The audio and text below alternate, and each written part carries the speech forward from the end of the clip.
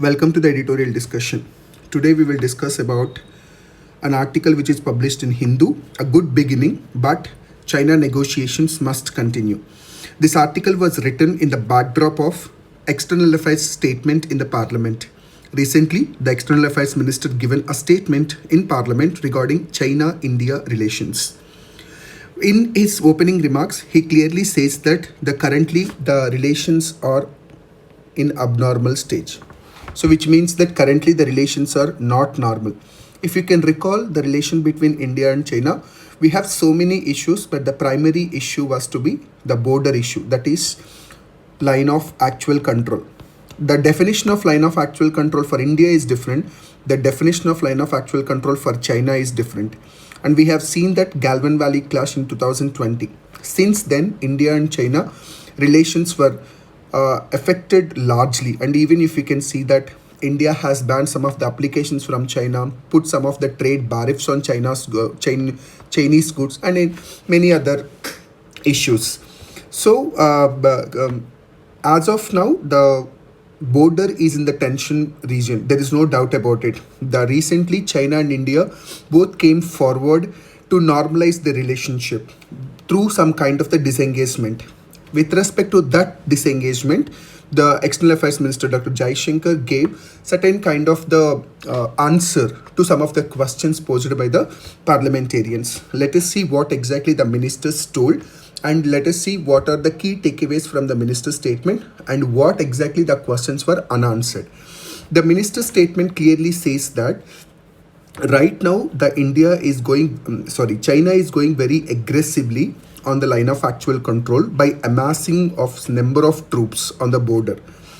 In retaliation, India also implemented forceful counter deployment of its troops and also protracted negotiations.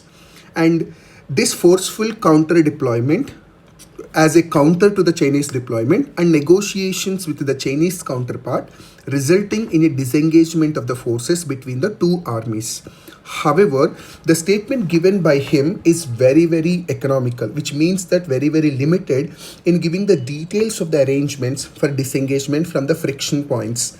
Because we know that the friction points are Desmang Valley and Damchak, but we don't know that what are the other friction points which are available, because the Chinese aggression across the line of actual control is not only restricted to the what it knows to the public, but it is also extended to the few other points as well.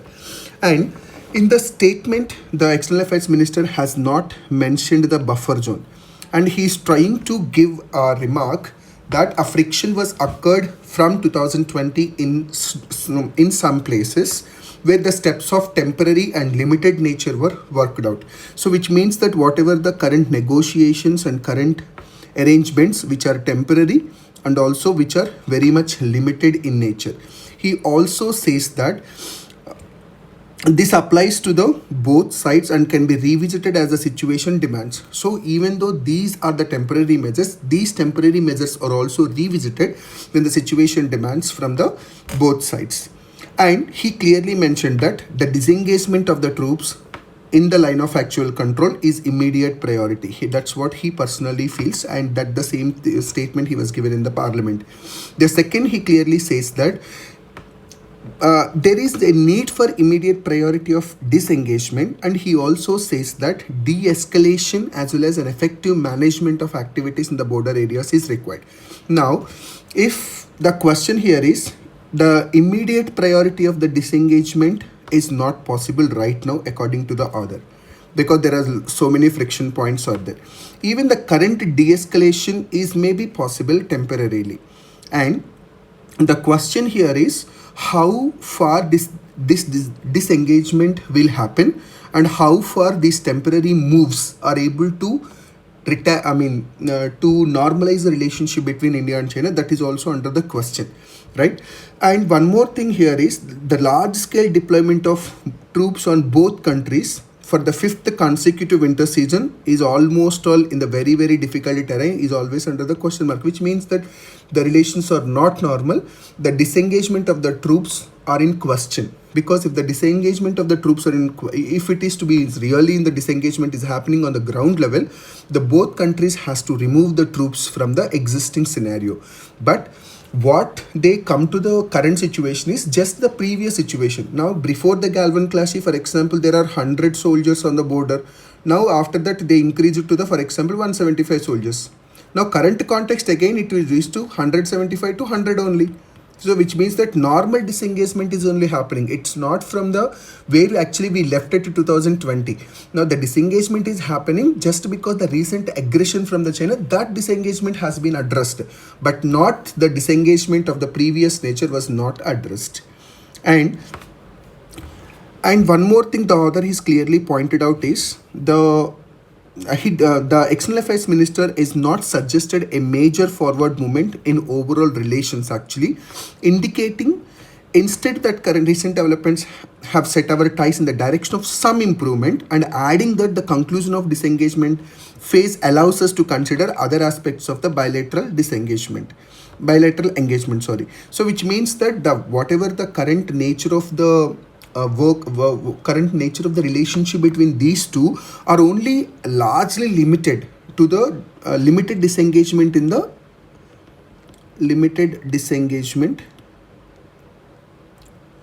the LAC areas, but not to the other areas. But the external affairs minister state that this is a major forward movement, so this will always extend to the other bilateral engagement issues also. This is a very brief statement was given by the external affairs minister, but some of the key questions was left out according to the author, because we have to consider the other credentials also here, because he is the former ambassador of India to the China, so we cannot rule out his point of view. So let us see what are the key questions which is unanswered according to the author. Now initially we say that the disengagement is pronounced as completed. India does not have any definitive information on the terms of this exercise. So we are saying that the disengagement is completed and the relations are in the normal state, but the statement mentioned that the resumption of patrolling to the traditional areas is underway. So now the here question is, what is the traditional area is a definition here, because currently the disengagement is happening in the Despang and Damchek, right? So now the question here is, will this involve the Indian troops getting unhindered access to 5 traditional patrolling points beyond Y Junction in the Despang Plains? That is the question here.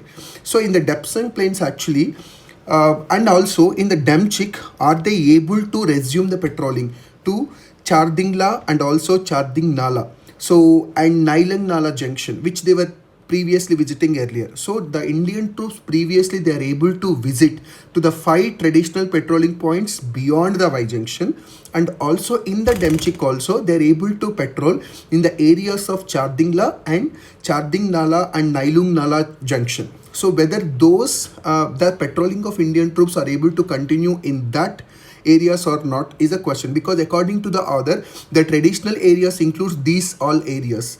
So the current statement of the external affairs minister, he said that the disengagement is happening, the resumption of patrolling will happen in traditional areas. Now whether that patrolling areas will include the traditional areas or not, there is no clear definitive statement from the external affairs minister. So that's why this author is clearly asking that whether these whatever the traditional areas are there, whether it is whether it will include these areas or not. That is the first question.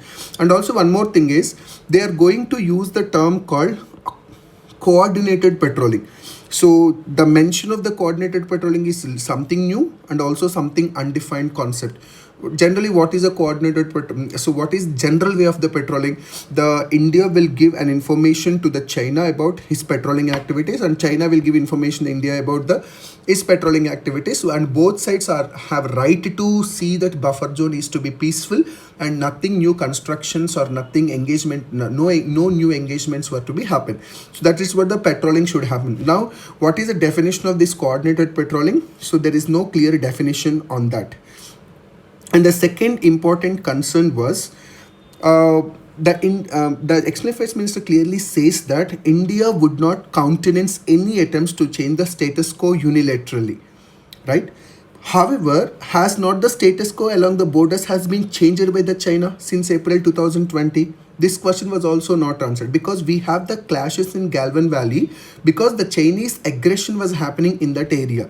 Now India says that we are not going to change any attempts to change the status quo unilaterally. So now the question from the author is, in April 2020 we have a clashes. Now through in that clashes actually we have seen Chinese aggression. Now after that Chinese aggression, will the statement, will the status quo is the same as it is before 2020 or not? That is also we don't have any kind of the answer. So one more important point here is the writers actually, he has some kind of the discussion, informal discussion with some senior retired military officials who have served in the Eastern Ladakh sector. Actually, they suggested that there is a denial of access to the several traditional patrolling points under the new arrangements. So whatever the existing arrangements or new arrangements are there between India and China, according to those arrangements, there is clearly denial of access is there for the traditional patrolling points. But the External Affairs Minister states that we are not changing the status quo unilaterally, but the author is asking that is the status quo has been already changed or not? That information he is asking.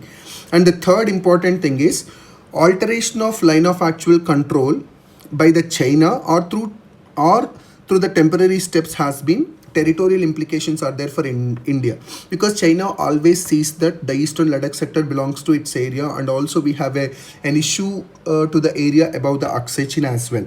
Now the question here is that China is trying to continuously alter the boundaries of the line of actual control by having some aggression in some of the areas. Now therefore there is a we need to actually, we have a buffer zones actually at the earliest, right? So buffer zones means there is no clarity about that zone to the both countries, but still they are expecting that that zone is a buffer zone and no military should be there in that zone. That is the buffer zone, right? Now we are going to ask that we are keep on insisting the restoration of the status quo in patrolling and grazing activities in a matter of high priority. Now, even for the next, as a next immediate engagement, rather than looking for the buffer area, let the India has to stand on the restoration status of the patrolling and also grazing activities in the as a matter of the high priority, and they need to definitely has to consider the negotiations to them. The third thing is, there is no understanding and establishment of the demilitarization zone, DMZ, right?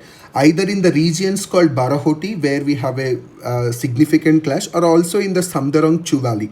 So previously, actually, we have a proposal to establish a demilitarized zone in these areas, but any kind of the movement forward was not it was not there till now, and the author is clearly questioning that even in the new arrangements also there is no talking about this demilitarized zone. And also the author highlights that based on some credible media outlets, the Chinese troops are being allowed to patrol in Angsi in Arunachal Pradesh.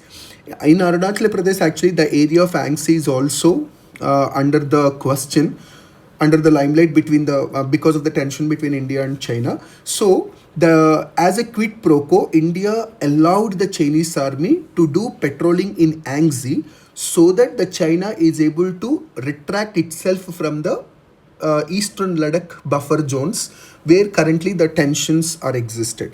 So now the government has to come forward that whether those kind of the reports are correct or not, because as it is a very high sensitive area, of course there is no need for the government to respond on everything just based on the media outlet reports, but some of the issues which is very important to the national security, it is a responsibility of the government to come forward and to tell that what exactly is happening, whether this kind of the quid pro quo is true or not. So that's what the author feels that. And one more thing is, the chief of the army staff, he clearly iterated that we wanted to go back to the status quo of April 2020, which means what? Whatever the current situation is there, it is not status quo of the April 2020. So some kind of the Chinese aggression was done. So India is accepted that this aggression actually, and from now onwards they want to go for some kind of the arrangements to make the status into the as it is. So the India has been compromised to some extent with the China without actually having the maintaining the status quo of the 2020. So now in China is in the advantage position, India is in the discussion position, and these two people are trying to disengage with each other by having China as an edge, because China is already entered into that line of actual control zone. The previously, for example, this is China and this is India. This is the status quo, let us assume. Now the China has already took some kind of the advantage into that zone, and India is still here only. Now we are trying to we came to the negotiation, but when the negotiation should happen, generally the China has to go back to the previous position only. Now the China has not gone to the previous position, still the negotiations were happened, disengagement is happening. Now the other, all together the other is asking simply only one question. Before the Galvan Valley Clash 2020, there is some status quo existed between India and China.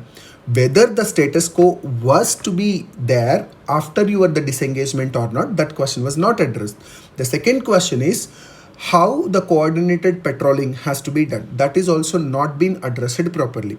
The third thing, the other is asking about why there is no question or engagement talks about the demilitarized zone, where if you can go for the demilitarized zone, even patrolling was not allowed in that DMZ zone. So whether that kind of the attempts has been made or not. So these concepts were not addressed. So we can try to summarize this one. Number one, coordinated patrolling means what? That needs to be addressed immediately. Number two, whether the ANGZI setup in Arunachal Pradesh, because there is a credible media outlet reports that India has been allowed the Chinese army to go for patrolling in this area as a compromise to withdraw from the eastern Ladakh sector. The third one is, what about the demilitarized zone? So this is also right now we don't have. What the important thing here is the status quo of 2020 is to be what is the status of 2024, whether it is in line with the status quo of the 2020 or not. That is also one of the question asked by the author. So that's it about this editorial discussion. Here we will see now what are the important points you can prepare for both prelims and mains. The first and foremost thing was all the locations like Despang Valley, Damchik. So please try to see all the locations including Galvan Valley, ANGZI area and Arunachal Pradesh.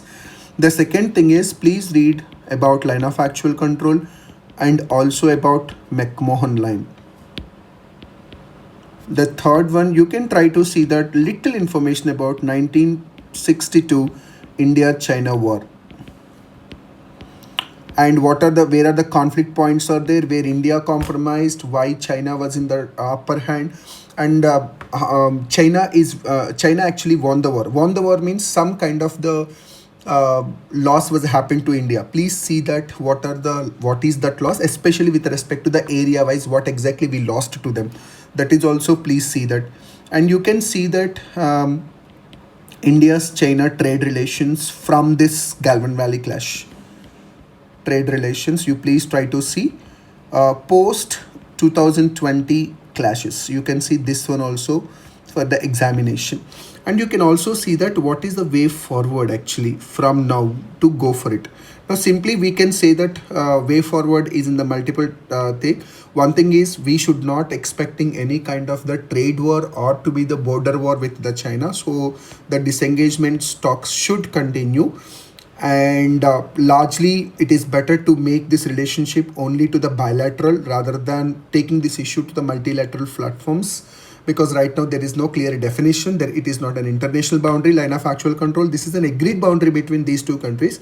So the disengagement should happen, and we need to, wherever there is a possibility is there, we need to try to mention the cultural ties with the China, so that it will create some emotional kind of the connection between these two countries, because currently these two countries are looking each other as a rivals or competitors, rather than if you can see some kind of the cultural ties, that will be much better. And India will not try to go aggressively on any kind of the areas which is not comfortable to the China right now, at least, because currently we know that it's a mighty Chinese army. Even though Indian army was is in the very phenomenal position, but we cannot afford to go to the war right now.